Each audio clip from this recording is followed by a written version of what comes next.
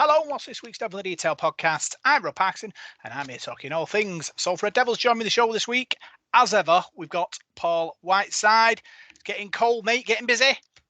Well, it's not too bad yet, you big softy. It's only autumn, isn't it? But yeah, we're busy, mate. It's the mileage with us, all travelling about and what have you, from here to Liverpool and then back to Manchester and all over the show. But no, I'm doing all right though, mate. Doing okay, and yeah, looking forward to the show. Really, I've not spoken to you for a couple of weeks, so looking forward to it. Yeah, it's been a while, hasn't it? And we've been looking at the news and the, snow's coming. I bet you're rubbing your hands with delight. Oh yeah, can't wait, mate. Yeah, every day's a busy day, innit? So yeah, that pays the bills, doesn't it? And pays for me. Renewed my season ticket last week, so it's paying for that. So we're getting plenty of overtime because the season will be here sooner rather than later. But I am looking forward to a bit of a break from Salford. But just finishing work tonight, and I had a few texts saying check your emails. So no, life's never dull being a Salford supporter, is it? So after a crap day at work, there's a load of other stuff to read and get to grips with. But I'm sure it'll be all right. Yeah, but we love it, don't we? We love the drama. Something to think about. Keeps us going, doesn't it? I wouldn't say love it. I just like an empty life sometimes, Rob. But it's part and parcel of it, mate. Innit? You just got to get on with it. Indeed. Also joining us, we've got Paul Parkin. Have you recovered fully now, Parky? See you've thrown away the eye patch. I can't say I'm fully recovered, unfortunately. Still a bit in the air, but it's I can see that's a bonus, I suppose. Although I don't know. Depends on what I'm reading half the time. It's gone okay-ish. I was back there last week at the eye hospital. They've had a look. There's still a little bit of an issue there, but it's better than it was, and that's all I can ask for. As long as it don't go any worse, I'm winning. Yeah, that's all that matters. Obviously, with everything going on, it's important. Obviously, you need to get them fixed. Yeah, like you say, there's that much going on. You got to keep reading social media and things like that, just trying to keep up with what's happening. I can't lose my sight now. Although, again, I don't know. Maybe it might be a blessing. I don't know. It's going to be a long off season, I think, but an interesting one, and keep us talking because it's never dull, is it? No, I tell you, from what we've read today, it made my eyes water. That's for sure. Good news, more good news. Last week we talked about our shortlisting in the Independent Podcast Awards. Because we made the shortlist in the Independent Podcast Awards, we were invited to another podcast awards, the Sports Podcast Awards. Brief 101 about the world of podcasting. There's three big podcasting awards. There's the British Podcasting Awards, which is basically all the big BBC podcast, Audio Always, all the big mega companies that do podcasts get together, do the British Podcast Awards. Then you've got the Independent Podcast Awards, which what we've been shortlisted in, which is independent podcasts, basically like us, three lads and a laptop. Everyone gets together, and obviously, like you say, there's categories and people win. This third one is called the Sports Podcast Awards, which is basically a mix of the big boys, Audio Always, BBC, lots of other big podcasting companies, and independent podcasters like us. So we have been asked to apply to go on the Sports Podcast Awards in the Rugby Podcast Award, Best Rugby Podcast 2023. So we're up against some serious competition. The Super League podcast, the one with Matt Flanagan, Will, is it Perry? Yeah. Not just Rugby League, it's Rugby Union as well. So you've got Ready Steady Ruck as well. So we're in the mix with all them. The flip side of that is, like you say, they're massive, like corporate. They've got social media people. They've got podcasting making people. We're just who we are. So basically we apply, we send our highlights like we did last time, and we get put in the mix. And there's like a fan vote is one of the sort of rounds we have to go through. So I think that's like a December time. So if we get there, really hope that our listeners vote for us and get the families to vote for us as well. And hopefully, if we get through to the final, which will be sort of January, February time, you never know. You never know what might happen, Parker. Yeah, well, there is. I mean, I don't spend a lot of time listening to many podcasts, but I do catch quite a bit. Obviously, the rugby league ones you generally do, but I have heard a couple of the rugby union ones as well, and they're actually, I mean, they're far more interesting in the sport itself, which is amazing. I don't know how they make it sound good, but they, but they have like ex players, ex internationals doing the show and things like that, and you're like, wow, to be competing with that is something else. But then just to be asked to do it, to be asked to be, put ourselves forward is it's decent, isn't it? I mean, we do. Who are we really? We're going up against the real big boys, Dave Woods at BBC and people like that, professionals who are paid to do this. So yeah, just to be involved, it's good fun, isn't it? What have we got to lose? Absolutely nothing. No, obviously we love doing it, don't we, Paul? And being in these competitions sort of shows how far we've come as a podcast. Yeah, I think you've just got to believe in yourself, haven't you, really, when you're going up against some of these big guys. I think we're confident in what we do, and if people like it, they like it. If they don't, they don't. But just going off what Parky said there, I don't think I could listen to a rugby union podcast. I think I'd rather decorate my spare room than do something like that. But no, like I said, it's nice to be mentioned, isn't it? And like Parky said, we've got nothing to lose, have we? So if people like it and vote for us and whatever, then yeah, let's go for it. Yeah. So super exciting times. We'll keep our listeners up to date, what the situation is, and we'll see how far we go. So lots to go on at this week's show. We'll look back at both the men's and the ladies and the PDRL teams. They were in action, final games of their season. All the big news of the week, including the Brodie Croft news that just dropped. And then we've got Player of the Year. Park, exciting times that, obviously, with our listeners getting involved, and we'll see who comes out on top. Yeah, it's interesting, isn't it, when you, say you look back through a season and you have your own ideas of who you thought was the best player or the best few players that you've seen all year. And you actually look at who people voted for man of the match each week and how many votes each player got and everything. It tells a different story sometimes. There are some players that you'd be surprised about that got quite highly ranked. So but yeah, always interesting and always nice to give awards out. Yeah. So what we'll start with the final games of the season. So I'll start with Paul Rowley's men. Final game of their season was Catalan Dragons at home. They went down to defeat 8 points to 19. Defeat meant we didn't make the playoffs. Paul, disappointing, but obviously we needed a favour off Huddersfield, which didn't come. Yeah, well, we needed to do our job first, didn't we? And I don't think we did. I think it was.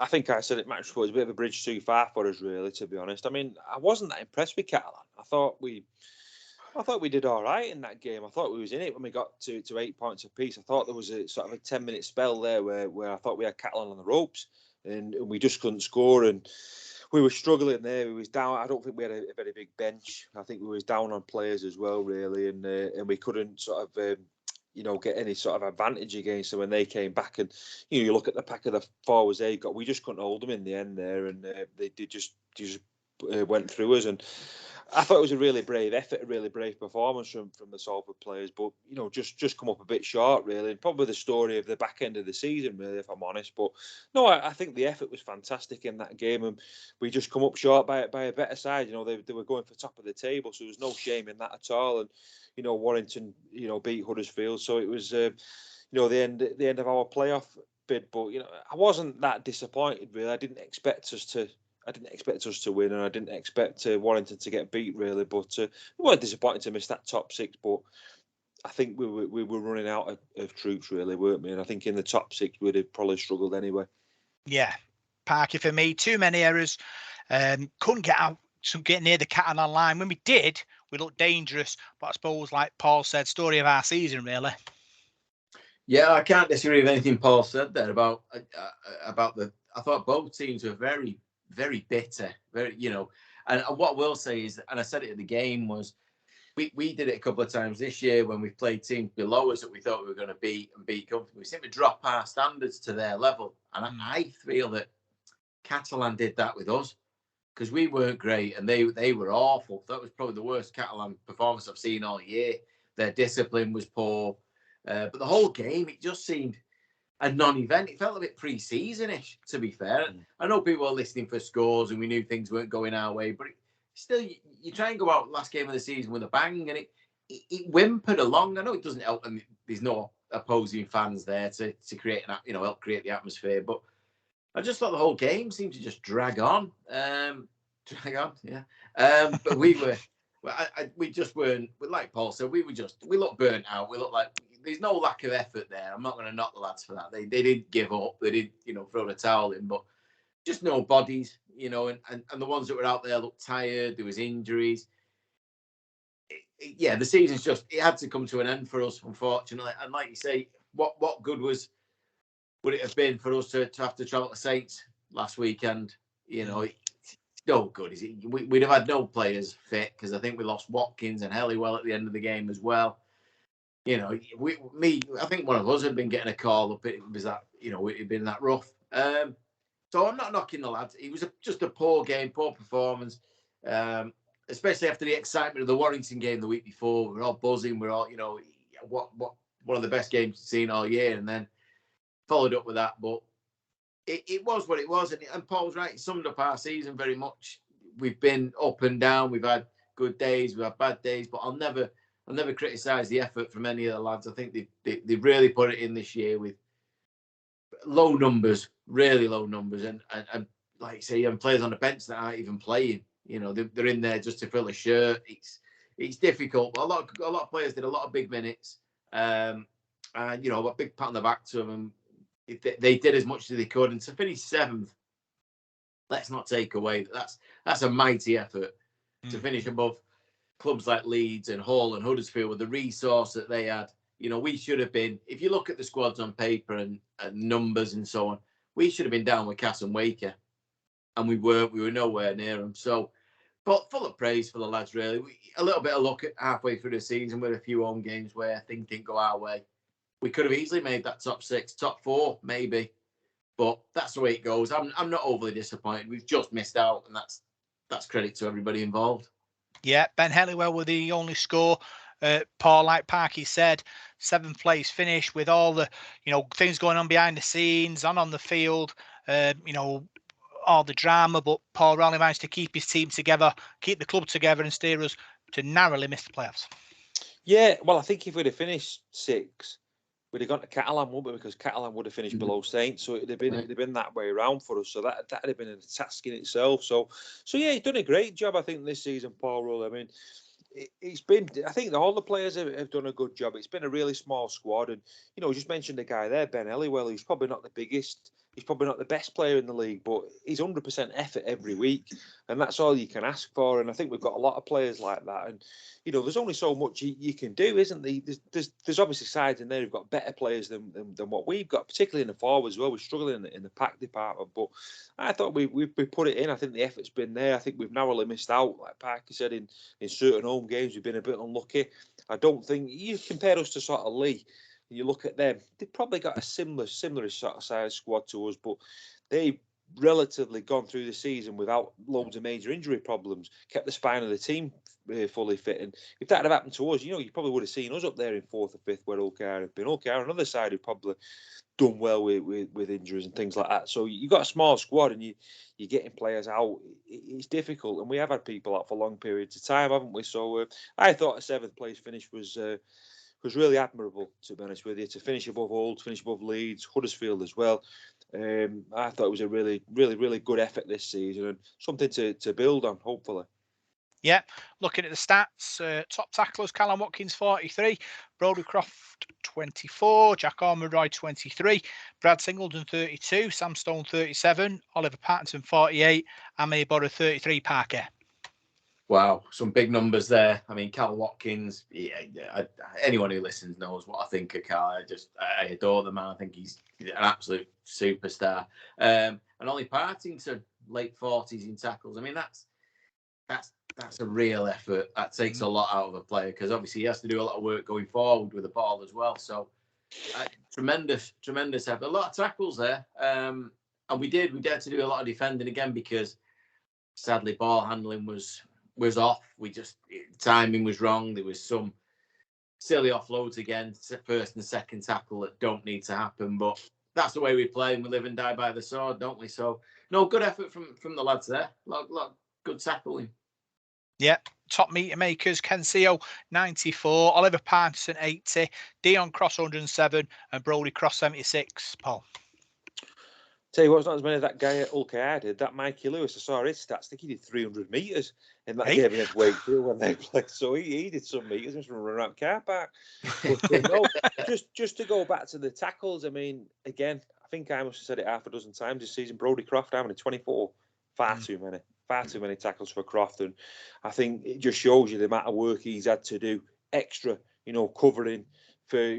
I'm not saying covering for other players, but he's just had to do that amount of work, hasn't he? Just because we're low on numbers, low on substitutions, and people coming off the bench. And I think he's worked his socks off, Croft, this season. And a few people said to me, "Oh, he's not been as effective." He's still put his hand up every week, and his effort is through the roof. So no, I think he's had a real top season. He's just not been allowed to do all the flashy stuff because he's been too busy doing the spade work. So no, big numbers there, big meters and big tackles. It was a big effort, but for me, again, we say the story of the season.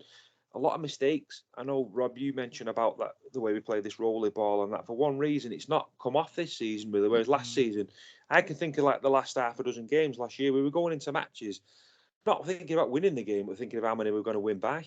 We went to Cass and we absolutely smashed them. And it was like, we looked unbeatable at times. And then there, this season, that's not really been there. And I can't quite put my finger on it.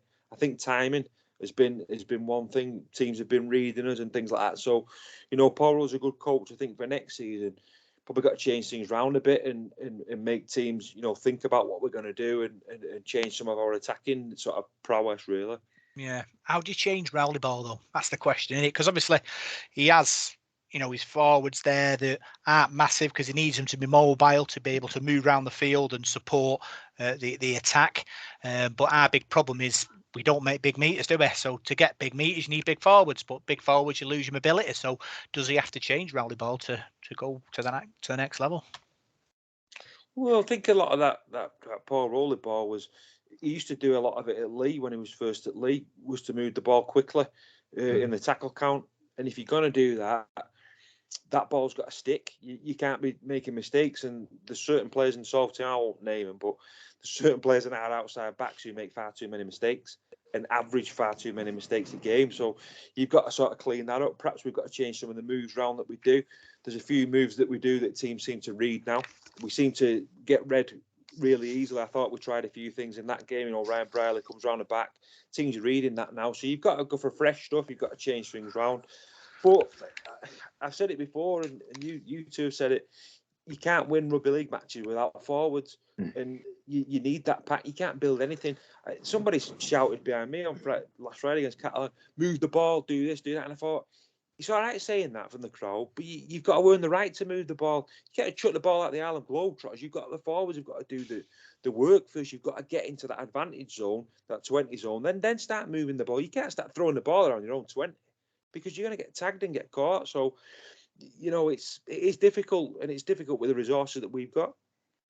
Thoughts, Parky? How do we change Rowley ball? Rowley ball 2.0. For me, the perfect example is Saints. They've played that way for 20, 30 years. You never know what to expect from them. They've got big forwards, but it's how you use them and how they play. And they can all play the game. They can all use the hands. That's the example we've got to follow. I know Paul Rowley's a massive fan of Saints. He says, that's the team you've got to emulate if you're going to be champions. You've got to play their way. Everything they do is perfect. They know obviously when to give penalties away. They're very good at that. But I think Saints they sort of earn their way into a game, and then like half an hour, 20 minutes to go, that's when they'll switch on. That's when they'll do it because they've dominated. They've snuffed out everything you've got, and that's again mainly through their forwards doing that work. Now they have got a big pack, but they've also got a very versatile pack. A lot of players who are brilliant with the ball in hand. And that's where you've got to get to. It's very difficult. We're not talking St. Helens money. We're not, and we're not going to have an academy like St. Helens have been able to bring these players through. But that's the way you've got to go. If we're going to stick to playing this way, if not, how do you change it? I don't know. I really don't know. It's a tough one. I mean, I love it when it comes off. I think it's brilliant, so exciting. Would we have beat Warrington 2 weeks ago? Not being that team, we'd have just drove in and set up for a drop goal. But we didn't. We kept the ball alive because that's who we are. Singleton to Laffey to Burgess, Stone, try. Teams don't try that. It's in our DNA now. It was even pre-Paul Rowley slightly. I remember going back to the Challenge Cup run in 2020 when we beat Catalan in Golden Point and we did the same thing then. It was always in us, I think. So I don't really want us to change. I just want, and it can't happen because financially we can't do it, but we need slightly better quality. That's all you can ask for. Yeah, going to be interesting to see what happens in the off season with everything going on at the moment, but we'll come to that in a bit. Let's move on to the PDRL team. They were in action this weekend in Sheffield. They played Hull FC and Hull KR. Went down to defeat in both games, 18 points to 6. But really, Parky, it's a competition, but it's about having fun, and the lads and lasses there did. It is, but it's also about progression again. Like all our teams, we as a club, it's like 2 years ago we started from scratch. We went restart and just went right. We're having all these teams, and this is what we're going to do, and we've got them all. But it is about having fun. Of course, it is. And it's about being involved and being part of the club, and that's exactly what we want. But I'm sure that the two Hull sides. I mean, Hull and rugby are synonymous, aren't they? So they'll have lots of options, lots of players probably that can come in and change and so on. And we, again, like in everything, we're limited in numbers. So it's a massive effort from them. And I'm just delighted that we're involved in all this and we have got this option. And hopefully in the future it can grow by word of mouth that, it is there. It is something for people to get involved with. It's one thing that, we said 1,000 times that the club don't do enough is shout about the good things we do. And this is just another one of them. And I'm delighted. I did sort of read about it, and they all look to have a great time the other day. So full of praise from them. And I hope it carries on next year and maybe get a festival down at the stadium. Yeah. 2 tries from birthday boy Tom Crawford, 1 goal from Sean Robinson, and 1 goal from Ben Heffernan. Paul, like Parky said, great performance. Throughout the season, this team has been all over the country, playing in different festivals and representing the shirt, representing the club. We thank them for their efforts. They've been brilliant. That's what it's all about, isn't it? It's all about enjoying the rugby league and coming together as a team. And I think you probably find everybody in that team's made new friends and they've progressed forward and enjoyed themselves. And that's what it's all about. Another season under their belts. And I'm sure next season can't come quick enough for them. They'll be counting the days, won't it, to next year. And yeah, I think they've been a credit to the club. I think, over and above all, that's what it's all about, and they're representing that shirt. That's something I've never done, so I'd love to represent Salford. So they're doing a tremendous job, and had a great 2023, and I'm sure they'll progress and do even better in 2024. Yeah. So let's move on to our ladies. Parky, they were in playoff semi-final action a couple of weeks ago. They faced Lee, but went down to defeat 26 points to 10. Battling display from Chris Bates' ladies, but unfortunately not able to get the win. Yeah, huge effort. It really was. I followed it on Twitter, and it was neck and neck for a long time. I know Lee got off to a decent start, and then we came back into it, and then at 10-all, we thought, I thought, this could be it, because I think there was an interview done with the girls a couple of days before, and they were really determined and confident that they could go to Lee and get something, and that was going to be a massive task because we played Lee through the season, and they've got the better of us on a couple of occasions, and they're a decent outfit. They've got a lot of players and more developed than we are, but no, they put up a great fight. They really did, and I think the scoreline in the end probably flatters Lee a little bit as to how the game really went. So they were so close, but again, like we said with the learning difficulty and the PDRL and everything else, and right the way through the club, through the reserves, it's about learning. It's another year of learning. We're a new team. A lot of people, taking up the game for the first time. I mean, the first season or first few games, to get to the playoffs and push one of the bigger teams, if you like, is a massive effort, and I can't wait for next year now to see how far they go. But yeah, they put up a great performance, and like I said, I don't think the scoreline really ended up reflecting the game. Yeah, it was great. It was a great performance. Like, just quick run through the timeline. Went down 4-0 early. We had a chance, kick to the corner. I think Lawrenson packed the ball back. Alex Simpson picked the ball up, kicked through. Kind of got interfered with, by the winger, wasn't able to grab it. Then Lee went 10-0 up. And at that point, like you said, Parker, I was thinking to myself, they need to dig in here, which they did. And obviously for the next 15 minutes, bit of an arm wrestle. And then 5 minutes before half time, Salford scored. Lovely try from Vicky Kinney. Lovely assist from Louise Fellenham. Peach of a pass sent Vicky Kinney through a gap to make it 10-6 at half time. Yeah, and I think the names you mentioned there are key. And I don't know what the situation is for next season. So hopefully these girls will still be around, because they're such an influence on what we do. Louise is just a fantastic player. Her knowledge of the game and the way she plays it, and I think she adds confidence to the team when she's out there. She reads the game really well. So yeah, no, like I say, well worth trying. And Vicky crashing over with a couple of bodies on her. She did really well to ground the ball. Yep. So Salford had momentum going into half time, forced an error from kick-off, and then when Winter scored again, Louise Fellenham wriggled over to make it 10-all, Paul, and we had the wins in our sails at that point. Yeah, certainly, and it's always good to get a try, at that stage of the game, isn't it? And yeah, it was a tough place to go, isn't it, that? And like you said, winning your sails, building a bit of momentum as well. You're hopefully going to be back in the game then, aren't you? Yeah. So that point turned into a bit of an arm wrestle. Both sides just trying to find something. And Park, in playoff games, there's always moments that turn games. And I watched it back on RDTV. And there was 3 moments where at one point we kicked, I think it was Demi Jones kicked a high kick, fullback knocked on. So we got the play of the ball. We drove 2, and then we went from the sort of a dummy half position, went short side, and Lee didn't read where we were going, and we had it must have been like a 5-on-3 overlap, and I was thinking, just give it. And unfortunately for us, the Lee defender read the play and intercepted, so we were like 20 yards from their line, and in that point they intercepted and then raced away. Helena Walker trapped back, made the tackle, but unfortunately, Lee had that momentum. A couple of tackles later, there was big open spaces on the other side of the field, and Lee crashed over in the corner to make it 16-10.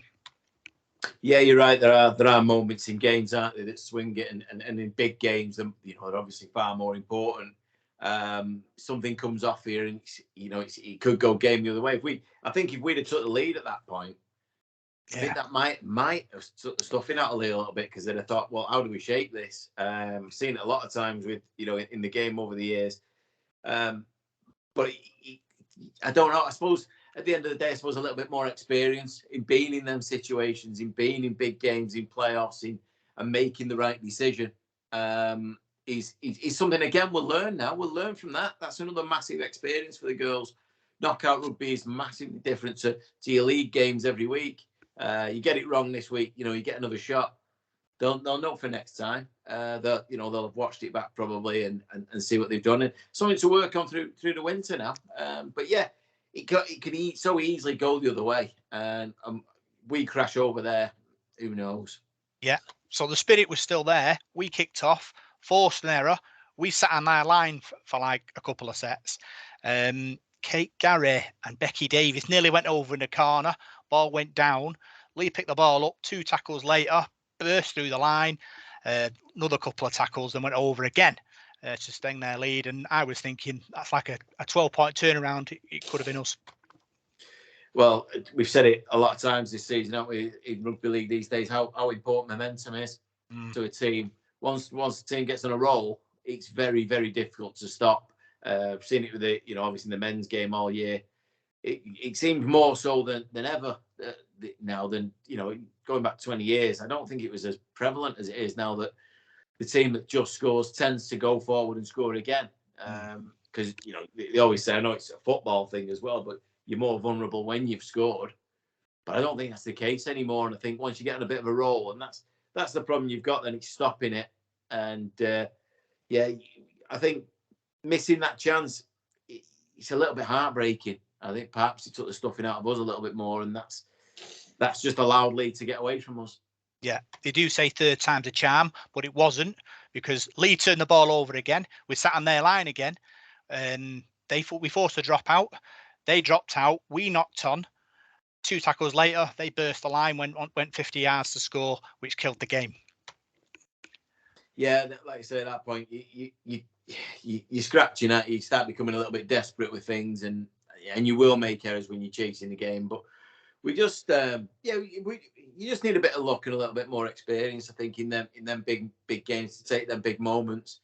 And I'm sure next year we'll be better off for that. But full credit to Lee. They're a decent side, and it wasn't that long ago they were challenging at the top of the league. They slipped down to third or fourth in the end, I think, and I think they'll be a threat for the rest of the playoffs. I really do, because they've got some really good players, real talented side. So, but there's no disgrace for us. I like to say that I think the scoreline doesn't reflect the game, because one incident has really turned the game in their favour, and it could have so easily gone in our favour.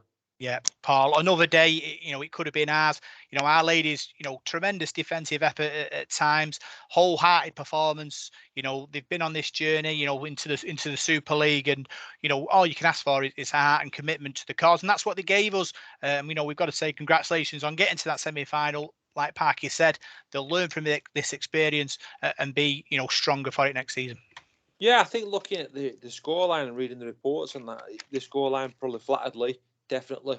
But that happens in rugby league, doesn't it? You get sucker punch tries and you're attacking, you're putting all your commitment in, a team will go down the other end and score, and it changes it round. And what you tend to find is then you become a bit desperate, you give a couple of penalties away and you get penalty try, that sort of things happens, and it does. You're trying to book that trend out and get the ball back and things like that. So yeah, I think they've had a great season again, and don't think you could ever question the ladies' effort this season. I think, the amount of effort they've put in training, let's not forget they're not full-time, professional athletes. They train really tough and they do it tough, and it's another learning curve, isn't it? You play in the playoffs, you're going to take that experience forward. That happens in all types of sport, doesn't it? So I'm pretty sure they're going to learn from that experience and be a lot better going forward. But it's another season under the belts as well, another experienced season, and I think they're improving all the time, and they've done tremendously well this year.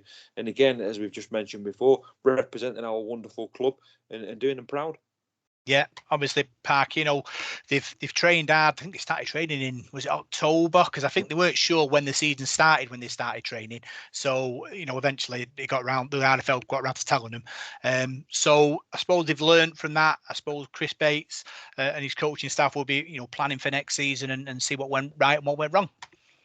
Yeah, I think the trouble is getting consistency of players. Trying to put the same team out week in, week out.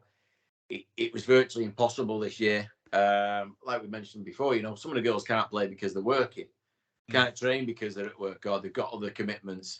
But not just that, we lost girls to injury at the start of the year, and I think it was like the first 4 or 5 games that it was a different team every week, probably a different half-back partnership, different, and it's difficult. You need consistency a little bit, and the same happened with the men's team. You keep losing players. It feels like you're scrambling every week. So we can get a few more bodies into the team for next season, and the experience they've developed this year, they're only going to get better. And I said last year that in a couple of years, I did say 2025, so I'm probably a year out, but we could easily be in the Super League, as in the first level of that Super League, because there's a lot of talent in that team, really good players, natural rugby players, and the other side of it is there's a lot of young people in that team. A lot of young girls who are developing, and I think another 12 months under the belt, and you'll see again more progress, and who knows, it could be our time next year. Yeah, it was great also to see Becky Davis play. She's been injured all season. Managed to get on the pitch against Lee. Played very well. Welsh international, played for Warrington, coached the Ladies Crusaders. Parky, she's been busy off season while she's been getting fit, and I suppose it's great for her to finally get on the pitch after a long season of injuries. Yeah, I noticed on a social media, she said how great it was to be back after sort of 8 months or whatever it was. And I'm sure the next day she wasn't feeling that. I think she'd have been swearing quite a bit as she tried to walk around. But yeah, it is. And that's it. That's the thing, experience like that, a player of that quality that we've got in our ranks, but couldn't get out on the park. It's not going to help us at all. But hopefully next year we can have her for a full sort of 12 months, and who knows? And like I say, a couple more recruits, keep people fit. We could go a long way. Yeah, so that's the review of all the matches last week, and now we'll see what's happening in the world of Salford Red Devils. So we'll start with news of departures. Matty Costello, Rhys Williams, and James Greenwood depart the club. Paul Costello, good player for us when he came in to fill in. Obviously, he probably wants to further his career somewhere else. We wish him well. Yeah, I think he's been a good player, Matty Costello. He's been a solid player, a good grounding at St. Helens, played there and come through their team and played well in their first team as well. So he came from a good background and, got a lot of good traits about him, very good attitude, I think, when he's been called upon. And I don't think he's ever let us down. I always think he's played pretty well. He's chipped in with a few tries as well. It's just been unfortunate for him, really, that he's not been able to tie a place down. You've got two decent players in Dion Cross and Tim Laffey, so it's been difficult for him to push his way into the team. And Tim and Dion have probably played most of the games this season, haven't they? They've not been cursed by injuries. So I think he's been a bit unlucky there, Matty Costello. And I think, looking at the situation, if we probably had a bit more money, if we were a Leeds or a Huddersfield, you'd offer him a new deal, wouldn't you, and keep him. But because we've not got them sort of funds, you probably had to say goodbye to a really decent player. And I don't think Matty's... He's only about 25, 26, so he's still got good years ahead of him. So wish him all the best. I've heard a few rumours he was going to Barrow, but I think he could do a good job in Super League, to be honest with you. But no, he's a good lad. Every time we spoke to him, he's always been good with us as well. So wish him all the best. Yeah, I like to call him 8 out of 10 Costello, Parker, because when he came in, he put in a good performance. But like Paul says, I suppose it's finding a mix in it really for him and for us. And obviously he's decided to find somewhere else. Yeah, and it has always been difficult. Even before this, the last 2 seasons, really, he would have had, when he first joined, I think Sarge was still here playing the centres as well. Cal Watkins was in the centres at that point. He was always going to find it tough to break into the starting lineup. There's always been somebody in front of him. But every time he's come in, he's done a job. And that's all you can ask for. And, a good, solid player, like Paul said, probably could stick around in Super League. As I'd have kept him as a squad player if we could have afforded it, but obviously that's part of the problem. But I know it's funny you say Barrow, because I know the Barrow fans were crying out for him all year. They absolutely loved him when he was on loan up there not long ago, and they said that if he'd have been part of their setup, they'd been a much better team. So it's obvious he's got this talent, and he's got a big fan club up there now. So if he does go back there, I'm sure he'd be a big hit again. Joining up with, I think, is Burke still there, and Jack Wells, I think they're both up there as well. So sort of a bit of an ex-Reds reunion. But I wish him well. He's never done anything, another just absolute solid performer for us. And I hope his career just blossoms again. Yeah. Also departing is Rhys Williams. Paul, another sort of good player for us. Didn't really sort of get concreted into the team. Came in when they had injuries, but never let us down. Never ever let us down, Rhys Williams. Proper steady Eddie winger, I thought. Really, really solid attitude as well. Nice fella. And never sulked. He was always there. Very down to earth bloke, and will be ever remembered for a fantastic try at Wembley. But I just think he's a really nice fella. Really, really good bloke when we've interviewed him, and he always seems to come up with a try when he played. His try record's really good wherever he's been. You look at him at London, I think he averaged just try a game when he was there. So real prolific try scorer. And I think he's still got a lot to offer. And I liked him. I really did. I thought he was quick. He was elusive. He was difficult to tackle. And he was a pretty solid defender as well. Good under the eye ball. So I think he's about 33 and 32, 33. So he's still probably got time left in him. I did say I to him on his way out the other week, and I think he's going being a fireman. I think he was saying he was going part-time next year. So he's probably not going to stay Super League, but I think if he does go part-time at Championship side, he'll welcome him with open arms, because he's a top player, international player as well for Wales, so a real top player. Sad to see him go. Yeah, I think he's captain of Wales 55 appearances for us, Parky, 18 tries. Like you say, you can forget that try at Wembley. You know, so many other good tries as well. A really good, neat finisher. But obviously, like you say, Father Time catches up with him. Yeah, the Dragon. He's been again, like you say about Costello, probably more so Williams. He could have been more. I think he could have been a full-time starter for us if things had gone differently. He had a turn of pace. He had a step on him. He was quite strong as well, considering his size. But he's done really well for us. I didn't realise he was going part-time. That some Championship club will get. I don't know where he lives or whether he's going back to Wales or what. I don't know, but some Championship club will get a real player there. The experience he'll bring, like Paul said, when he was at London, he was really, really good. I remember him playing against us when we went down there, and he was their real threat all day. He was a right nightmare. But yeah, he's been great for us. Another Welsh, player that we've had that's done us proud. We've had quite a few of them. And again, I'll just wish him well and thank him for his efforts, because he never let us down. Yeah, another departure, James Greenwood. Paul had a few sort of injury hit seasons for us. Obviously scored in the Challenge Cup final. Would probably be his best memory in a Salford shirt. But yeah, terribly lucky for injuries.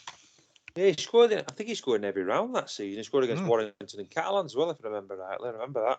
But I felt really sorry for him in his time at Salford. I don't think he's played that many games at all. He's always been sort of struggling with injuries, and he must be so frustrating for the lad, throughout your career to be constantly on the sidelines. And, you think how that affects somebody mentally when you're keyed up to play rugby league and it's your job and you're constantly let down by your body and injuries and things like that. So, I remember when he first came along and he looked a real solid player, big tall lad, second rower. And, I don't think we've seen the best of him, but I don't think that's his fault. I think your body sometimes doesn't work. You get injuries and things like that. And no, I don't know how his career is going to go now, but I hope it's not the end of his career. I hope he can carry on somewhere else. But no, it was a shame that for him, because I was desperate to see him this season. I remember him coming into the side and I thought, oh, great, we're going to get to see a bit of him. And then we didn't. He was on the bench a few times, but nobody wants to see people sidelined and that. So I hope he gets back to his best. But yeah, be remembered for that red card as well at Huddersfield when Dan Sachsen got sent off. I think he was the invisible man for that game, wasn't he? But no, joking aside, I wish him all the best for the future. Yeah, 14 games, 4 tries in 3 years. Parky, obviously, like Paul said, suffered a real sort of shocking run with injuries. But obviously, we wish him well. Hopefully, change of scenery will fire up his career again. Yeah, I think in total, including all the cup games, didn't he make like 23 games or something in 3 years? Plus, we had him on loan before that as well. When he played, he looked good. He looked all right. He like Paul said, he's a big unit, and another back row that we could have used at certain times this year. But he has been unlucky. You can't do anything about that. And I think maybe now, if he's just going to carry on playing rugby, I don't know the extent of his injury. I don't really know what his injury has been that's kept him, held him back. But if he does, perhaps going part-time like Reece and maybe Matty, might do him a favour. The actual sort of rigours of full-time rugby league, training every day and playing, and maybe that step down and having part-time rugby might do him a favour. Might let him sort of, come back and play more games in the future. So, yeah, again, can't not the lad he put, when he played, he put the effort in. Like you say, he scored in the Challenge Cup final. There's not many people done that for Salford. So no, I just wish we'd have seen more of him. It's been a waste of talent, really. Yeah, good news now. Dion Cross signs contract extension. Paul, 2-year deal for Cross. Obviously, coming from Widnes, changing from a winger to a centre. Opportunity club gives opportunity, and he's took it with both hands. Yeah, I'm not going to say anything about contracts because I don't think they make any odds with it at the moment, how long contracts are. But No, I think Dion Cross has been a good player for us. I think he really came to the fore last season. Real solid player. Coming out of the Championship, I think he's improved. I think Paul Rowley and Kurt Haggerty have really improved him as a player and turned him into a seasoned Super League player now, and a player that's probably one of the first ones on the team sheet every week. He's a very reliable player. I think what you've got with Dion as well is some players are like that. Some players are like, I don't know, they're like rubber. They never seem to get injured, and he seems like one of them. He's a very versatile player and a very solid player as well. He gets knocks and that, and he seems to recover pretty quick because he never seems to be missing. So yeah, I'm pleased that he's staying as a youngish lad as well. He's got a turn of pace, got a good bit of aggression, and he's a decent defender. So yeah, I'm sure there's more to come from Dion, and I'm sure he's he wants to improve as well. Yeah, steady Eddie defensively, Parky, pace to burn, solid defender as well on that side of the field with Callum Watkins and Brodie Croft. England night international, like I said, opportunity club, gives opportunity. 2 years time, if he keeps up the performance and goes up a gear, we could see him as a full international. Yeah, I think obviously last year it was unbelievable. I remember lining up against Cass that first game, and I was like, what's going on here? We've got this lad out of the Championship as a winger. We don't know anything about him, and he's starting in the centre in a Super League game. Rowley lost the plot or what's going on? And he was magnificent. He has got a turn of pace. That try he scored at Cass this year, where he made certain players look very, very silly when he went around him, which is fantastic. He has got a lot more potential in him. And he sort of come from nowhere. And the players are there. And players are there in the Championship, and he's just proving that. So it's delightful news, because there was rumours throughout the year that he was going here, he was going there, he was going to do this. But yeah, he's come on leaps and bounds, and he just needs more sort of players around him. I think certainly defensively at times, I think we get exposed a little bit there, and he can get caught, but. From a winger to a centre, I mean, it doesn't seem that big a job, but it is. It's a massive change positionally and everything. Everything's had to step up, and so he's been a real sort of light for us only over the last 2 years, and I'm sure.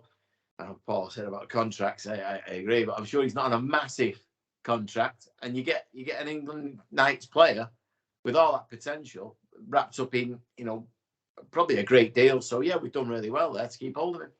Yeah, obviously very exciting times. We were able to keep players like him, Paul, and obviously we'll talk about other things in a minute. But it's a good sign that we kept one. Yeah, he's a good young player. That's what you need. Gone are the days. You go back about a decade or so, we were signing blokes at 32, 33, 34 from other clubs. Players at the end of their career, and you don't need that. You want players that are in the mid-20s, people like that. You've got Joe Burgess on the other side, who's coming towards the peak of his career, really, but not in the peak of his career. So I think Dion Cross, you've got a lad there who wants to improve, and if he's had a taste of that England Knights, had a taste of that. He'll want to play better next season and push himself to international rugby league, and he's decided to do that with Salford, and spend the peak of his career with us. So delighted he's staying, and like Parky said, I'm convinced of it. I say this to people on Twitter all the time. The players are there in the Championship. You can go looking for people in Super League, spending big money like Warrington and Hull do, but I think the players are there in that Championship. I think there's some cracking players. I'm not going to name names, but there's a lad at Halifax, a winger who's had a tremendous season. And people like that are these the players of the future? So if we're not awash with money, and we've got to look down those sort of divisions, I think the players and the talent's there. Next bit of news, Parky. Mixed week for Paul Rowley. He was fined £4,000 for criticising match officials against St Helens. £2,500 was suspended. Obviously, we don't have a game without the officials. He was frustrated with the way the officials treat our team. He had his say, and the rugby league put the boot in. Try not to swear. It's a joke. It's an absolute joke. He told the truth. That's what he did, and they don't like that. And it wasn't just the St. Helens game. It was the build-up from the Leeds game, which was the worst refereeing performance I've ever seen. I'm not even joking. I can remember it now. I remember listening to the phone in on the way home on the radio, and people like, there was a guy there, Brian, who's been watching Salford since, 1900 and bottled milk, saying the same thing. It was awful. And then we had the league game the week after where Leeds should have had a man, at least sin-binned. We had a try disallowed that could have been a try, And then the Saints game came. And I think by that point, he's just had enough. He's just exploded. Strangely enough, Paul Rowleys had done the same thing a couple of weeks before. Don't remember his $4,500 coming out. I'm not seeing that. Ian Watson does it every single week, I think, and got a £500 fine. Don't tell me there's nothing going on here. It's a joke. The man, Paul Rowley, is one of the probably the nicest, but one of the most rugby league men I've ever met. He loves rugby league. He talks rugby league. He lives rugby league. He was at Doncaster the other day for a playoff game that they were involved in. Didn't have to go. They were playing Crusaders. He went because, he's got people there, but he wanted to watch rugby. That's what he does. He loves it. And the RFL treat him like this. He could easily walk away, Paul. He doesn't need it. I don't understand what they get out of this. I mean, has this fine got something to do with the fact that maybe they haven't got enough money in rugby league? Don't know. Don't quote me on that. I might be wrong, but are they trying to rake back a bit of money off people? Because $4,500 for saying the referee was terrible, we're on the wrong end of these decisions. He's not swore at anyone. He's not been racist, sexist, fascist. He's not brought the game into disrepute. Where have they got this fine from? Absolutely ridiculous. Yeah. The comments, I thought, Paul, were just delivered cold. I think, obviously, when you see coaches that get angry, they're normally fuming, they're normally shouting, they're normally arms are waving about. But Paul Rowley just delivered them cold. There was no sort of anger in his voice. He was just, this is the point I'm making. This is wrong. This is wrong. This is wrong. And I think delivering it like that made more of an impact than him shouting at the top of his voice. Well, I don't understand what the RFL want people to do. What do you want him to come out and say? He's being honest. What do you want him to say? I mean, it's not football. I mean, rugby league, I tell you what, we see Paul Rowley every week and other coaches, and he's totally different to football. You imagine that in football, someone like Neil Warnock coming out, you'd be swearing and all sorts. And rugby league's not like that. The coaches, to me, all the coaches, they stay really, really calm. And I don't know how they do it. Paul Rowley's definitely one of them. But I don't understand what they want people to say. I mean, you've got to come out. They want you to say something. So you come out and tell the honest truth and you get fined $4,000. I mean, it might be controversial saying this here. I'm not bothered if I upset people. But that Derek Bowman at Lee, who I don't know him personally and I don't care, but he's come out and said something this week after the match. Is he going to get fined $4,000? Because he brought the game into disrepute, talking about conspiracy theories and all sorts. So that sort of stuff, I don't agree with, but that's his opinion. But Paul Rowley's not, like Parky said, he's not said anything homophobic, he's not said anything racist, he's not said anything about women or men or you name it, whatever. He's just come out and said the truth after the game and gets fined $4,000. That, to me, when a team's struggling as well for money, like we are a club struggling for money, is it like the RFL have gone, let's kick them as hard as we can. Let's kick them as hard as they can while they're down. And that's just how I see it. I think it's a joke. And like Paul said about Paul Wellens, these sort of people at other clubs seem to be able to get away with stuff and say what they want. And like the matches are refereed different. I think you St. Helens game, I've seen it on Sky. When a St. Helens player comes up with a big hit, it's a great hit, that is brilliant. Salford player does it. It's a dangerous tackle, that. All right, okay. You watch Sky Sports, and Sky Sports rule rugby league. They referee rugby league. They control what goes on. I don't care what anybody says. And in the game, I think it's becoming corrupt. I really do. I think you could do a whole podcast on this, but there's definitely a lot of level playing field in rugby league, and there hasn't been for a long time. The less said about that, the better. But I just felt sorry for Paul Rowley because I didn't think he deserved that. You've both gone full tinfoil conspiracy theory today. Not just Parky. I expect Parky, but not you, Paul.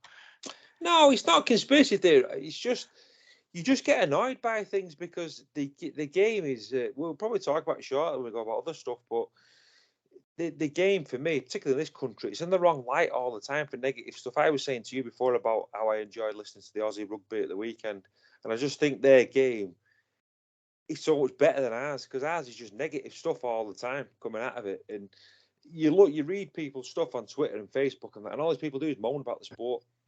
People just moan about everything.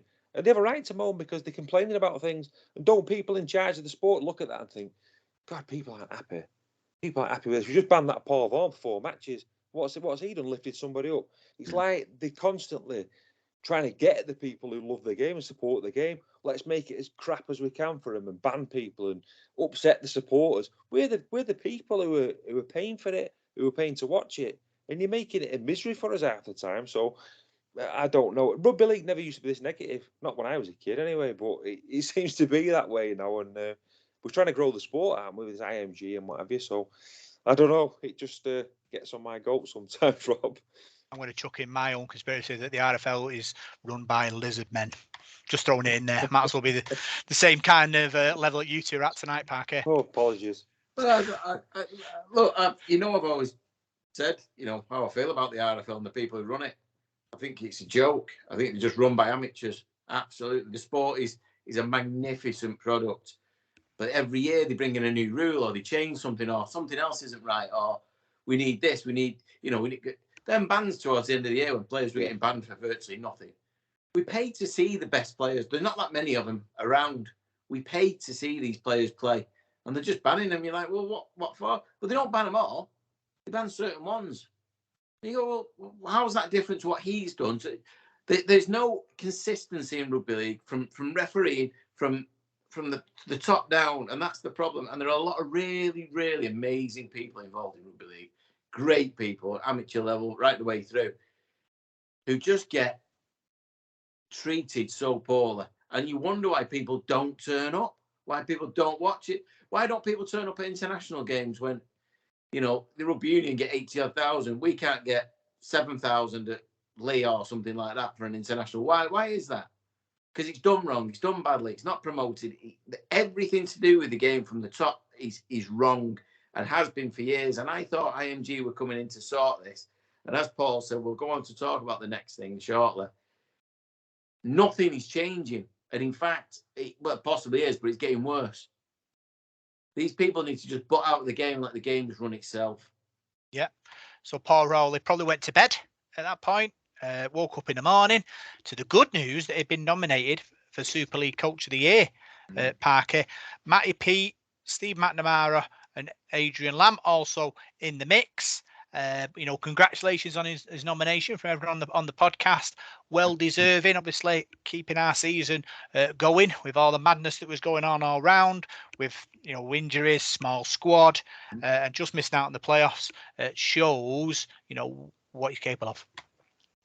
Listen, there was an outcry, wasn't there, on social media? I do get the OKR fans' point about Willie Peters.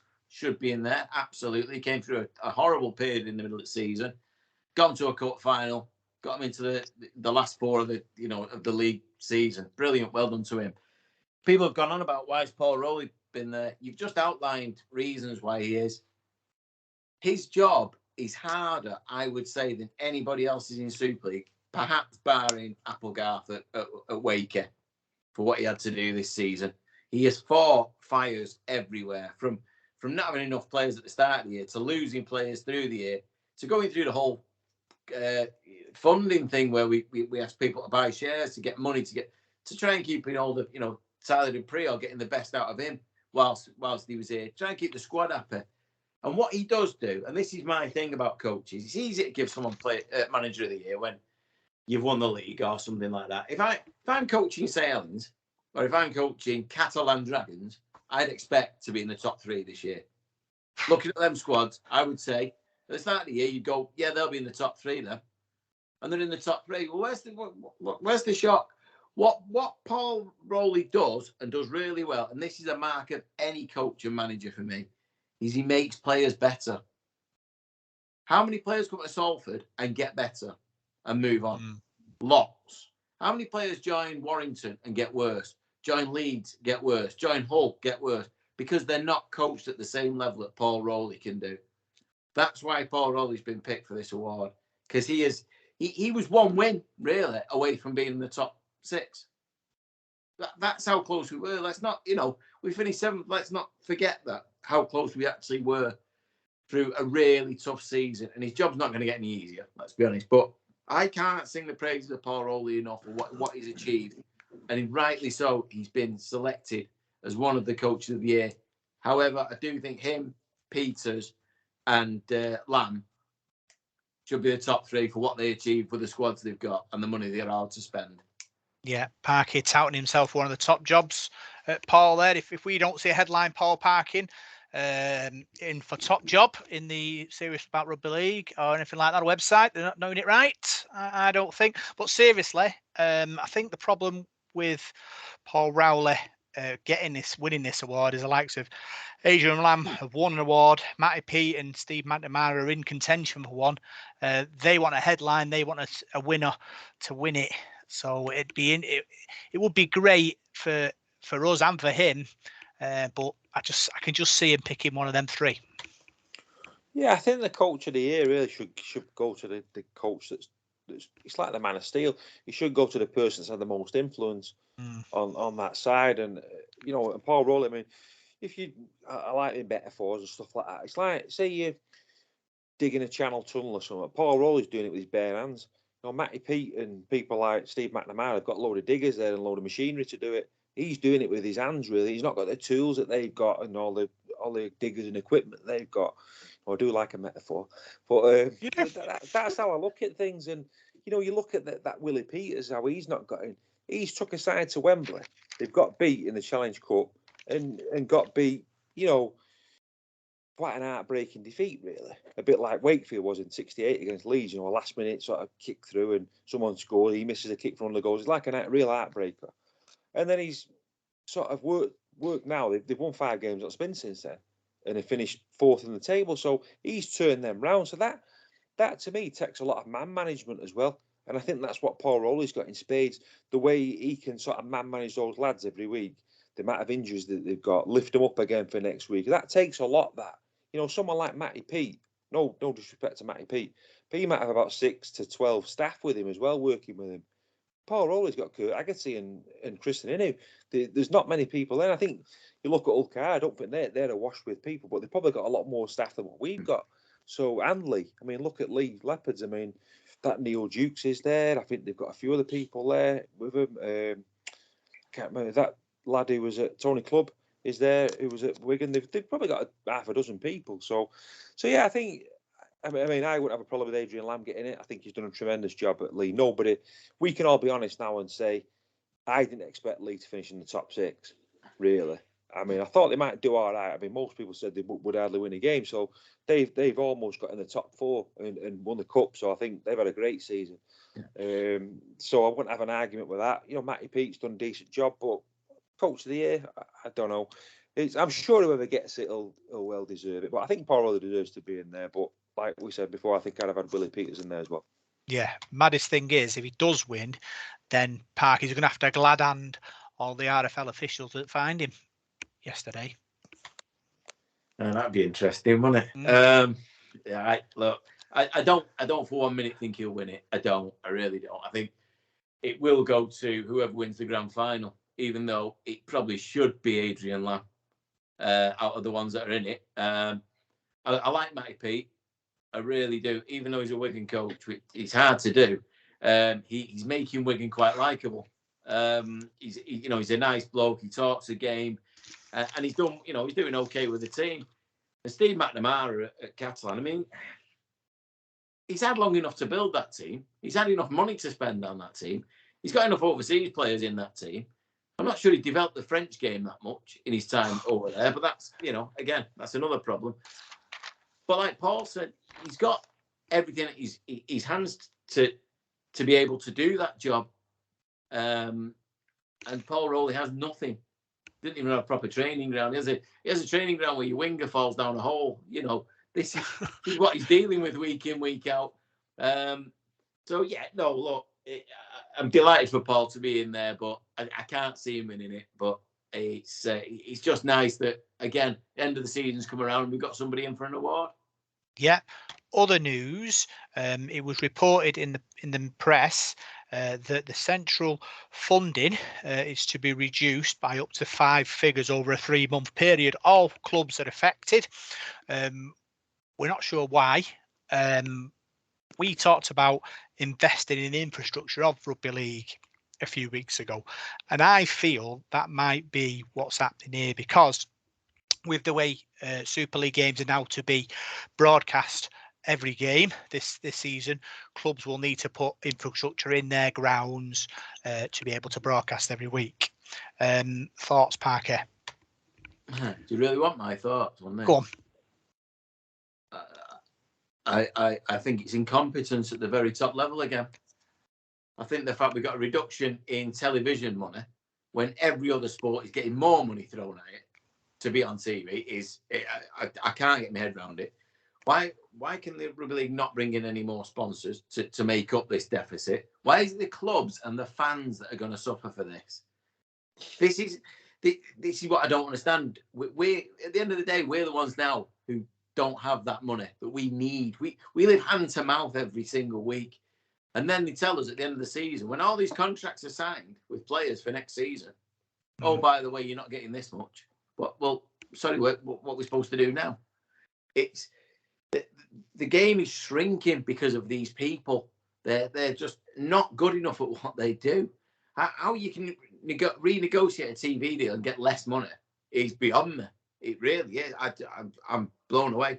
And I think they've finally done the accounting from the World Cup and realised that they did a very, very poor job of that and lost a fortune. And now they're going, well, we owe this, we owe that, we've got to pay this. We better draw some money back off people. That's the way I see it. And again, I can only blame them at the top of the game. They're spoiling the game, they're ruining it. And now this reduction will reduce the quality of player that can be brought in to clubs as well, because they haven't got that money. Maybe someone had another marquee signing coming in from Australia that they've now had to go, probably can't afford him now. What do we do? We're not going to see these top quality players. We're not going to be able to afford them, and all the squads will shrink. It's just ridiculous. It's okay if you've got a mega rich benefactor who you can go, all right, it's only 100 grand, maybe we're not getting this year. I'll pump that in. I'll keep us afloat, an Uncle Derek or whatever. For those clubs who don't have it, what happens then? And also, how's this trickle down? How do teams like Hunslet and Rochdale fare out of this? What happens to their funding? Is theirs been reduced as well? Because if it has, these clubs are on the verge of going bust. And the game is in big trouble. And the people at the top and IMG, who are supposed to be sorting all this out, really need to have a look at themselves. Yeah, I think, like Parky said, there is sort of frustration, Paul, but we're going from 2 TV games a week to 6 TV games a week. All the technology that comes with that. They say 5 figures. I've done a bit of calculation. If it's going to cost them 10 grand each per club, Sky would get 18 grand to buy kit.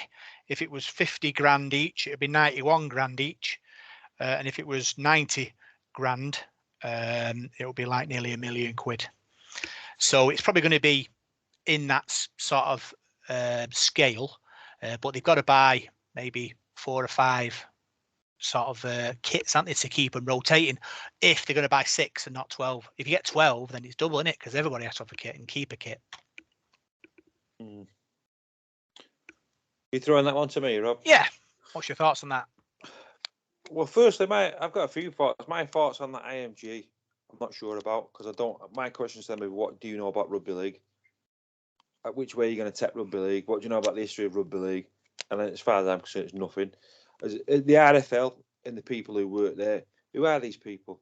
Never see them accountable. They always, to me, it's like, when you leave school and you get a bit of a job, like, I don't know, like a part-time job somewhere, you work in a bit of an office and you doss about and you clock watching all day and, spend your money on beer and all that. The people at the RFL, they're like them sort of people working in an office and just fart about, just photocopying themselves and the photocopier and that all day. Because what do they do? Because it just seems ridiculous to me the way things go on. TV deal and stuff like that. It's so amateurish. Everything's amateurish. The World Cup was amateurish the way it was all organised and that. Nothing's I don't know. It riles me. It really does, the way the game's run.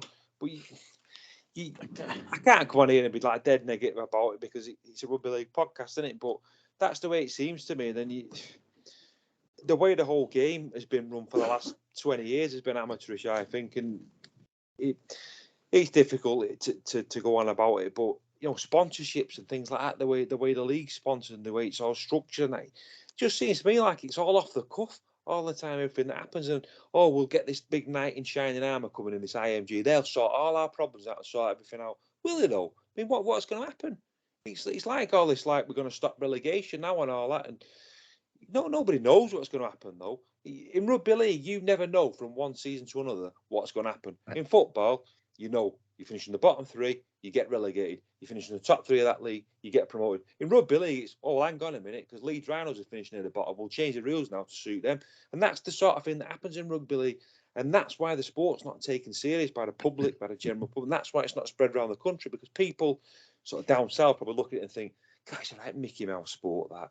They change the rules, they do this, they do that to suit that team, and that's the way it's run. And it's Mickey Mouse. It really is Mickey Mouse sometimes, and it's frustrating. But when you love it like we do, you just defend it and just get on with it, don't you? Because it's the norm and that's what happens. But I just don't know whether this IMG will be the saviour that everybody's expecting it to be, because I don't see how you save something that's failing.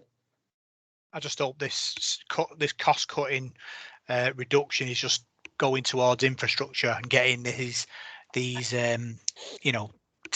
at every game installed correctly, and everyone has the same benefits on being on TV. If it goes on somewhere else, then I'll be furious. But it makes sense if the clubs are all feeling the burn, because we talked about it, didn't we, about investing in the infrastructure, and now it's going to affect everybody, and clubs are going to have to take a hit, which they have done, and players probably will have to take a hit because the clubs can't pay them as much as they should want to, because they haven't got the money in the pot to do it, Parker. But we'll have to wait and see. We haven't got any sort of official confirmation on that, but it kind of makes sense to me if that's what's happening. This is rugby league summed up, this, because like what you've just said there, right? Okay, so every game's gonna have a screen next year, yeah, right. So they need more cameras at great games. They need this, that, and the other. Do you not plan this? Do you not think we're going to do this and this is what it costs? Like you would if you wanted to do some home decorating. You go, right, I need that, but that's going to cost that and that's going to cost that. Let's have a look at what it is and what the process is, rather than going at the end of the season. Do you know what? Next year everything's on going to be filmed. We're going to have it screening every ground. Problem is, you're paying for it. Yeah. What? No, that's not how it works. That's not how it should work. This is how amateur the game is. Well, we've had an idea. Here's what we'll do. Well, let's do it the year after. Let's get that money together. Let the RFL bring that money in, and then Super League can do that. But no, it doesn't work like that. Let's find a sponsor for it. Let's find a sponsor for the equipment.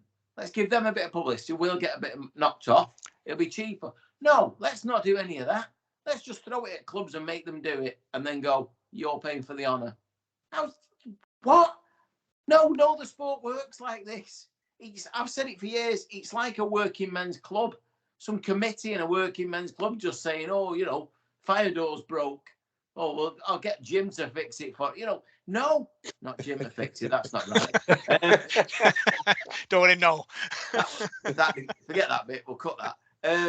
But no, at the end of the day, that's the way it's run, isn't it? That's what's happening here. This decision's come in and we're going to go next year. You're all having screening your ground. Who's paying for it? Well, you are, obviously. So you've made this decision. Don't make us do it. Ridiculous. That's rugby. That's rugby league being run again by amateurs. That's all it is. To be fair, the clubs aren't paying for it. They're just not getting as much money as they used to get. They're paying for it. They're paying for it. Okay. They're coming off their money. Their money's going back to the RFL to pay for this. True. So they are paying for it. In a roundabout way. Yeah, you are right. So yeah, we'll have to wait and see how that plays out. Other news, Callum Watkins selected for Super League Dream Team. Captain, fantastic for us, top player, well deserving of that Super League Dream Team spot, Paul. Oh, definitely, yeah. If you look at Callum's stats and you watch him week in, week out and see what he does, he holds the team together, doesn't he? You know, the amount of work he gets through, and I think Parky's probably he'll sing his praises, won't he? And he's absolutely spot on. I think he's the guy who's his class. You know, we see him when he comes off every week. He's always got a smile on his face. He's a professional. He's been around professional environments all his career, and I think he brings that sort of mentality to Salford and rubs that off on the team. And I'd have no qualms about him being in that team whatsoever. I mean, you look at his stats, as I said, tackling every week, the amount of work he puts in, top player. And it's just a shame we didn't get him sort of 5 years younger, because he's probably not getting any. He's not getting any younger now as his career's progressing. But you know, he's still be first one on the team sheet every week. I'd say next season, and he's a privilege to have in the team. He really is, and yeah, I was really delighted to see him in that dream team because he deserves it. Yeah, Parker, this is your moment with Callum Watkins. Tell us why he deserves his spot in the Super League Dream Team. I don't have to say anything for a change, because this is picked by his peers, by the people who play against him and who watch him every week, who know exactly what he offers. People said, again on social media, how's he got in there? If you watch Callum Watkins week in, week out, the effort he puts in, he's a proper leader, a real leader. And he don't have to say anything. His actions speak for themselves. He's brilliant with the ball in hand. He's got great skills, which he always had. We know that, you know. I mean, he's an international centre, even last year in the World Cup. He's tackling. He's unbelievable. He's in everything. I've said it how many times I've said this year. I thought he was all over the pitch. He was in every tackle. He is. That's who he is. And I'm sure off the pitch and in training, he's an absolute honour to be with. A real ambassador for us as skipper and a man for the club. I'm just delighted for him. I think, for me, I know Ryan Brierley was, you know, at the end of the game last week was given, I think, every award under the sun. I think he got an Oscar at one point. But for me, Callum Watkins is still my player of the year. I just love watching him. His professionalism just shines. So yeah, just full of praise for the man. Yeah, we'll have to wait and see if he wins ours. Still got to tune in and find out. Other news, the Reds Rise Together got an email today looking to fill positions in the subcommittees. Paul, in business, in community, in fandom, in match day, opportunity for people to join them committees and feed ideas into the club to make every aspect of the club better. Yeah, all sounds a bit complicated, that, for me, but I'm sure there'll be people who want to fill them roles, and I suppose there's probably people who do jobs and things like that where they can bring in their expertise and stuff like that, can't they, and bring it towards the club. So I'm probably not going to comment much on it because I don't really know a lot about it, but yeah, I'm sure it's a good idea. Yeah. Parky, for me, this is the most important part of the whole thing. Yeah, you've chucked your 100 quid in, you've helped the club out, but you have an opportunity to sit on a board or in a group and help and make the club better in a certain area, which is priceless. Yeah, there's a lot of fans who have got a lot of knowledge about various things, like Paul said, in their own day-to-day roles. Will do certain things, or have an idea of how they want things to be run, or will have experiences at football grounds and even at rugby league grounds of how you've seen other clubs do things, and why don't we do? You know, this is a great chance. So I would say I think the fans have been ignored for far too long in many ways. And I know it's easy to say from the outside, why don't we do this? Why don't we do that? Why don't we sign, you know, I don't know, whoever you want, Daly Cherry Evans or whatever. You know, it's easy to think of these things, but actually the actual groundwork needs to be done. And yeah, there are a lot of people who ask questions, especially on social media. Well, get involved. If you've got an idea, give it them. Let them have it. The only thing I don't know, do you have to be? Do they have to be a shareholder, or is it? I don't know quite how this works. Well, it's open. I'm not 100%. Yeah, it does say people off that may have great knowledge and great ideas. Yeah, it says any owners interested in part of a subcommittee. Noted on the email 22nd of August, contact joanne.hawkins@salfordreddevils.net. So I suppose you have to be an owner to be involved. It's a voluntary role, don't get paid for it, but you're doing it for the love of the club. That's the name of the game, Packy. Yeah. Well, I think we've all, at some point in our time, done something. Well, we do this, I suppose, but in the past, it was painting the barriers at the Willows and things like that, and just random things. Being a ball boy, going back. We've all done things for the club that because we love the club. So yeah, it's another chance for somebody to get involved, and who knows, they may come up with an absolute jackpot idea that nobody's thought of, and can take the club forward. I know.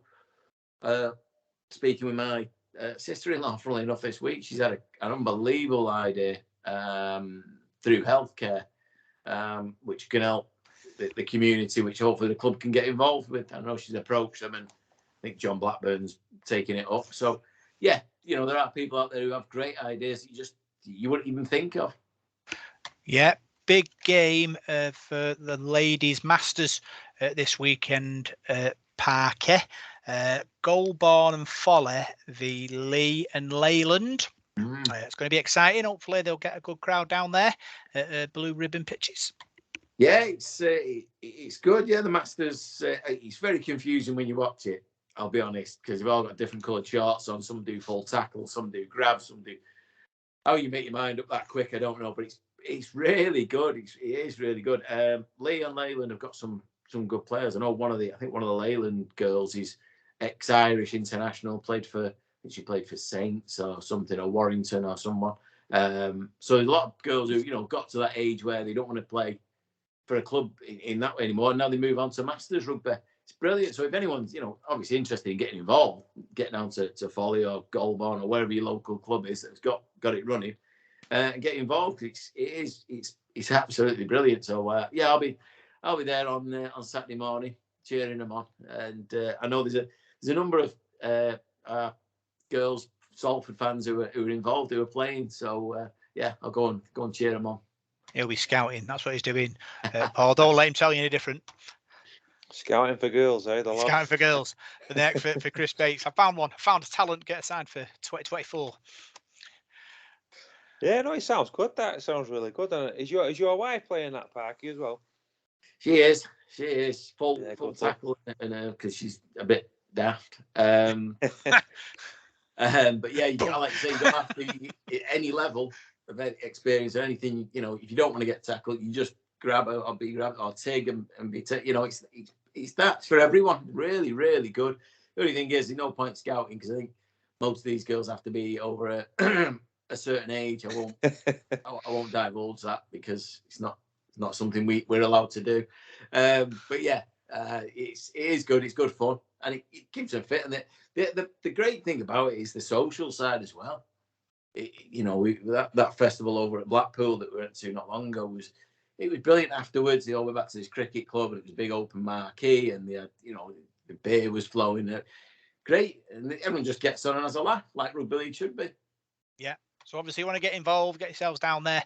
I'm sure there'll be people there that can get you involved for games to come. Is there any other news that we've missed, boys? Do you reckon? Is there anything crossing your mind? Hurry up, because my battery's going. Okay. I don't know, there's an Australian player that might leave us. Yeah, let's talk about that. Let's finish with that. Brodie Croft. Can't finish Leeds on that, Rod. have offered a 6-figure transfer fee for him. Started off with Sky Sports announcing that he was going to Lee and dropping it on Paul Rowley's lap on Sky. He wasn't too happy about that. Paul just shrugged it off. But it's been a mad couple of days for Salford. Well, it just shows you how amateurish Sky Sports are. To be honest, I think it showed them up for what they are. I thought I watched the Channel 4 presentation on Saturday, I think it was, and I think theirs is miles better than Sky. I just think for someone like that, Jenna Brooks, to say something like that, I mean, I've nothing personal against her, but, anyone could say that, couldn't they? Oh, such a body's going somewhere, or we've signed such a body, or there's a rumour that this is going round. There's a rumour that the hot dogs are £2.50 at one. Who cares? About rumours. It's a load of garbage. I mean, would you get that in football? On Sky Sports, there's a rumour flying around here that City are signing such a body from you. They wouldn't say that. It's just, I think it's Sky sometimes that they bring the game into disrepute with a bloody bumbling on the commentary, and he's absolute garbage. I was talking to you before about Andrew Moore, doing the Aussie stuff. Their commentator's absolutely superb compared to ours. But no, I thought it was poor. I thought it was poor to come out with that. And I think there's some story come out. As Matthew Shaw put something on today, he's going to Leeds. Says who? Anybody can say that, can't they? I can say I'm signing for Leeds.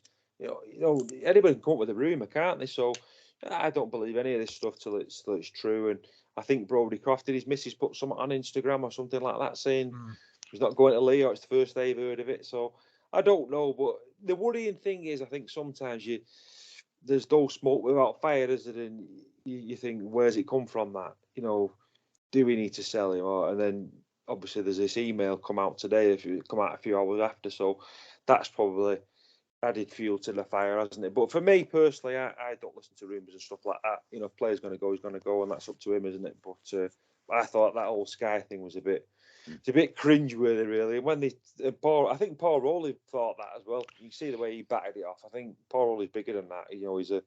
He doesn't suffer fools, Paul Rowley. I mean, me and you have been in a few press conferences with him, haven't we? And people have asked him stupid questions, and he normally sells them, doesn't he? So puts them in their place. So yeah, I thought it was a bit daft by Sky. Yeah, I think we're dealing with it. I'm going to call it crisis management and managing the fallout at the moment, Parky. Obviously, initially with the Lee rumour, Paul Rowley cut it dead. But Paul King was on Twitter, kind of sort of not really entertaining it. And obviously this email that's come out today. So all the owners who have got that, our understanding of what the situation is. Obviously, if you're an owner, you've got that email, you know what the score is.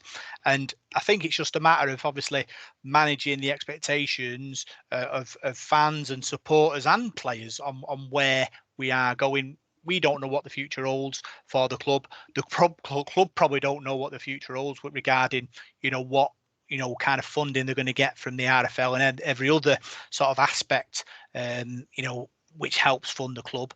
They're in a bit of a mix at the moment, but we'll have to wait and see. But I suppose it's just a matter of keeping calm and not panicking, because panic will make it worse.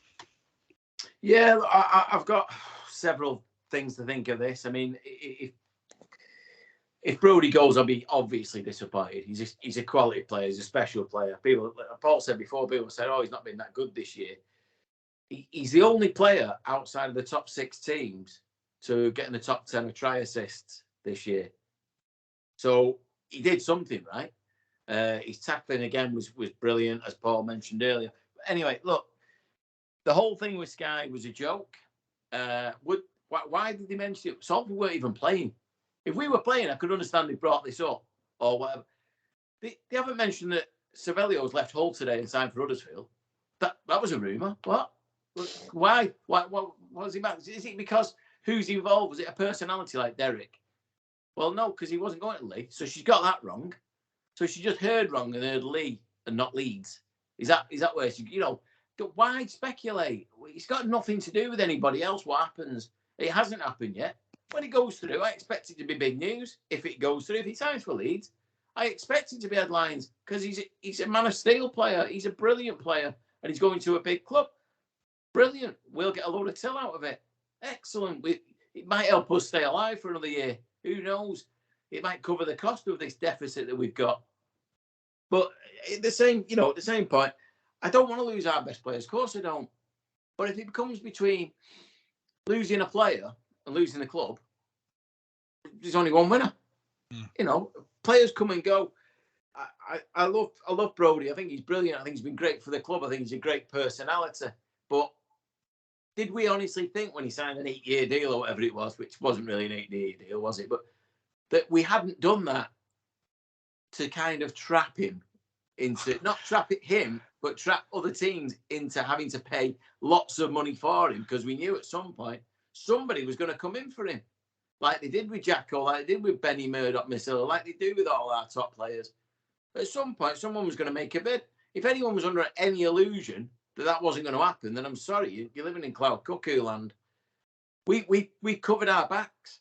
We did the right thing. We said if he goes to Australia, there's a buyout clause. That's how much that is. If he's going to go to a Super League club, I'm sure there's a buyout clause, and I'm sure it's a lot bigger. So for me, if he goes, I sound like Ivan Drago here, but if he goes, he goes. I don't want to. I'd love to keep him. I'd love to keep all our best players, but the reality is that because of things out of our control, the money that's being taken away or not supplied means there's a knock-on effect, and unfortunately, our highest paid players going to have to go. And it's sad. It's really, because we were building something. You know, I've always said, you know, we are an opportunity club, and it's a circle of life. Elton John had it right. You know, we, you know, provide opportunity for players to play at Super League level. They develop. We you know, reward them with a contract. They get to Super League level, and then if they are good enough, they go to the next level and they move on. But we get tiller for them, and that's how this club survives until circumstances change. Really, I feel that the sport has let us down really this time, Paul.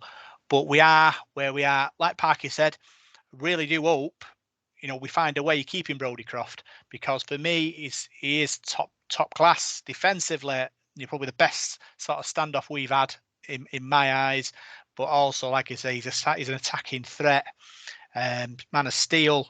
It would be a big hole to fill, but we've had big holes before. We've had Jackson Hastings, we've had Dobson, we've had Gavin Clinch. People go, and we get the next opportunity in.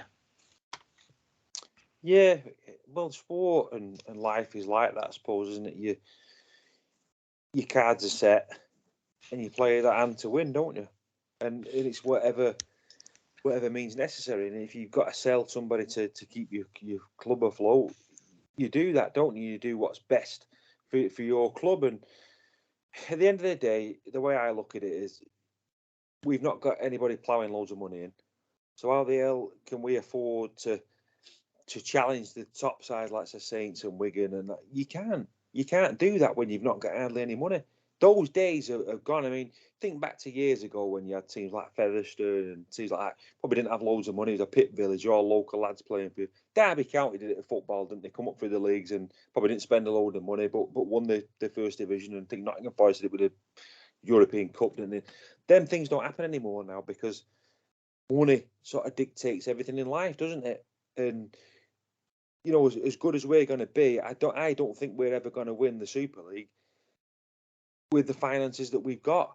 I mean, yeah, you might get close, but you'd be pretty rare to go out and win something, wouldn't you? So you've got to cut your cloth, haven't you? And I don't know how much longer we can stay at that level for it. I'd like to think we can still stay there, but if you can't, you can't. And the club is more important than a player. At the end of the day, I support Salford Rugby League Club, not Brodie Croft. As long as Brodie Croft's a Salford player, I'll back him all the way. But as soon as he goes and he moves on, he might not want to move on, but he might have to move on. You don't know. You don't know what goes on. All this stuff about people now saying, I'm an owner, I need to know all this. No, you don't. You don't own anything. You're a supporter, the same as us. And really, we should be telling the listeners about that email. I mean, that email shouldn't just be for people who put their £100 in. That email's for everybody. We're all supporters of this club. We all back this club. We all buy our tickets and what have you. And from what I read in that email is the club, the top and bottom of it was sort of saying to you that the club may have to sell people. We may have to get rid of people, and we may have to raise money to cover the loss of other things. So basically what they're saying is they could be players moving on. So I think you've just got to accept that. You know, people are questioning things all the time out there on social. People moan about everything on there, don't they? But it's a rugby league club, and that's sport, and that's how it works. And you know, you want to see the club going. The club can't afford to keep people and go under, can they? You know, no one's going to do that. So I think whatever happens, happens. We all stick together and we get on with it, like we have done for the last God knows how long. And that's how I look at it. Yeah, we lost 7 players during the season. Parker. The reason we didn't make the playoffs because we ran out of bodies. Really, we need 10. But we talked about earlier in the podcast, you know, lack of funding, central funding's gone down, other aspects of funding not quite where we want them to be. Where are you going to get these 10 players from with less money? Well, you're not here. It's simple. You go to the Championship and League One and see what you can find, but they're a lot of them are there for. I know there is a lot of good players down there, a lot of good talent, but a lot of them players are at that level because they're at that level. You know, they're not Super League players. So I think, look, we need a knight in shining armour, don't we? We need somebody to come in who's got the club at heart, who's, you know, got more money than sense in many ways, because it's a crazy thing to do, to throw your money at something, but that's the only way we're going to progress. Otherwise, it is going to be every year. It's going to be a scramble. It's going to be, can we pay the bills? Can we keep the lights on? You know, until other things are sorted with the stadium, and we need bigger sponsorship. We need more fans, but it all goes hand in hand.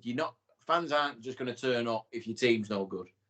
Do you know what I mean? You need, if you keep Brodie Croft and then bring in another top marquee player, people go, oh, hang on a minute, I like that. If you're losing your Brodie Croft, who is your marquee player really, then it's a bit, people are going, I probably won't bother, or I'll wait and see what happens. That's the problem you've got. So what comes first, chicken or egg? You know, we need money, but how do you get the money? And it makes you wonder what Brodie Croft's thinking, because obviously he seems happy here at Salford. One man of steel at Salford. Got Mark Sneed as his partner in crime. You know, he's quite a nice guy. Everyone quite likes him. Yeah. And obviously, like you say, is Leeds the right option? We all know what the situation is at Leeds. You know, NRL is where he wants to go. That's where he sees himself in the future. Parky, when he gets the opportunity, it's a sort of difficult situation for him as well, really. Oh, you have to ask Blake Austin, Aidan Caesar, Tui Lola, people like that, what they think of being at Leeds. Leeds is very much like the RFL for me. It's just run by idiots. A massive club, huge support, loads of money, great academy, everything else, and yet somehow seems to fail. Not really sure how. But again, how much say has Brodie got? He's got to play rugby league. If someone's going to pay his wage, you go where the money is. It's simple as that. If Brodie goes and plays for Leeds, as much as the fact he'll be playing for Leeds, will he? Good luck to him. He's been brilliant for us, and the money we get for him might save my club anyway. So in many ways, he becomes a hero. It's a ridiculous statement, but who knows? I'll be disappointed, obviously, to see him go. Like I'm disappointed to see Jacko go, and players before that. But that's what happens. That is where we're at. And unless somebody's listening to this podcast now or knows somebody who's got a few million quid they fancy chucking at it, these things aren't going to change. Opportunity club, Paul, that's what we are. And like I said before, it's a circle of life, and that's where we are at the moment. Final thoughts? Well, I think that's what you're always going to be, unless you've got that sort of financial clout.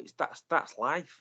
That's how all sport works. You look at football, your lower sides and that, your Brentfords and that, they're never going to win a Premier League because they can't compete with the likes of Manchester City and teams like that, because you're not going to be able to. So it's quite obvious that. And I think if you're a Salford supporter and you think, oh, we're going to sign 10 players in the off-season, we're going to challenge, we're going to do this, well, you need your head testing, because it's not going to happen. But I think another thing as well, I think the supporters deserve a pat on the back. I mean, because I know they do a lot.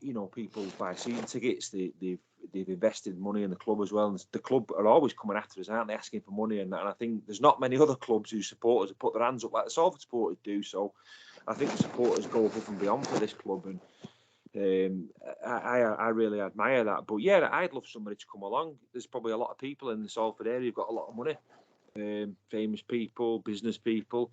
Do they care about Salford though? No, I don't think they do. Don't think they ever have done. So we'll have to just wait and see, won't we? If they don't come along, then it'll be us lot that keep the club going. The people who are in charge now, but mainly the supporters, they're the lifeblood of the club. They're the ones who keep going. And no matter what league this club is in or where they play or whatever, you'll always have those loyal people behind them. And I think, this club means an awful lot to us, doesn't it? And I'm pretty sure we'll all stick together and keep it going. Yeah, because that's what it is, Parky. Us supporters, the club means everything, doesn't it? We'd love to have an investor come in, and throw a load of money at it who want it, want to be involved at the right reasons. But you find investors want to invest to get stuff back out of it, and the scenario we're in at the moment, we don't really have anything for them to take back out.